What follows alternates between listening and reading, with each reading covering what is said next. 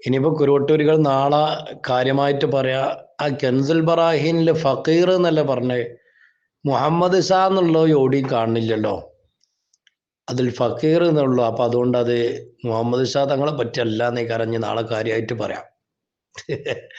മറ്റേ വാവികളുണ്ടല്ലോ, ഏത് തെളിവ് കൊടുത്താലും അതിൽ ഇസ്തിഗാസ ഇല്ല, ഇതിൽ ഇസ്തിഗാസ ഇല്ല എന്ന് പറയല്ലോ എന്ന് പറഞ്ഞ മാതിരി, ഇതിൽ മുഹമ്മദ് ഷാ എന്നില്ല, ഇതിൽ ഫക്കീർ എന്നേ ഉള്ളൂ പറയും.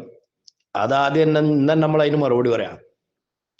കൊണ്ടോട്ടിയിലുള്ള ഈ മുഹമ്മദ് ഷാനും അയാൾക്ക് പിൻഗാമികളായി വന്ന ആളുകൾക്കൊക്കെ ഇവിടെ മഷൂറായിരുന്നത് അൽ ഫക്കീറുൽ അവ്വൽ എന്ന് പറഞ്ഞാൽ മുഹമ്മദ് ഷാ, അൽ ഫക്കീറു സാനി, അതുപോലെ അൽ ഫക്കീറു സാലിസ് ഇഷ്തിയാഖ് ഷാ, അഫ്താബ് ഷാ, ഇവരൊക്കെയാണ് രണ്ടും മൂന്നും.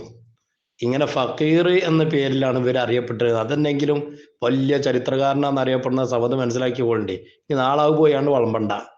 അതിൽ മുഹമ്മദ് ഷാ എന്നില്ല. ഞാൻ ആദ്യം മുതൽ അവസാനം വരെ മുഴുവനും പരിശോധിച്ചു, പക്ഷെ അതില് മുഹമ്മദ് ഷാ എന്നുള്ളത് എവിടെയും കാണാനില്ല എന്ന് പൊട്ടത്തരം പറയാൻ നിൽക്കണ്ട.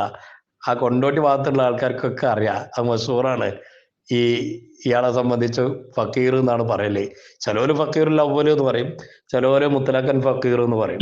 കെൻസുൽ ബറാഹീൻ എന്ന കിതാബിൽ എവിടെയെങ്കിലും മുഹമ്മദ് ഷാ തങ്ങളുടെ പേരുണ്ടോ? ഇനിയിപ്പോ കുരുവട്ടൂരികൾ നാളെ കാര്യമായിട്ട് പറയാ, ആ കെൻസുൽ ബറാഹീനില് ഫക്കീർ എന്നല്ല പറഞ്ഞേ, മുഹമ്മദ് ഷാ എന്നുള്ള എവിടെയും കാണുന്നില്ലല്ലോ. കെൻസുൽ ബറാഹീൻ എന്ന കിതാബിൽ എവിടെയെങ്കിലും മുഹമ്മദ് ഷാ തങ്ങളുടെ പേരുണ്ടോ?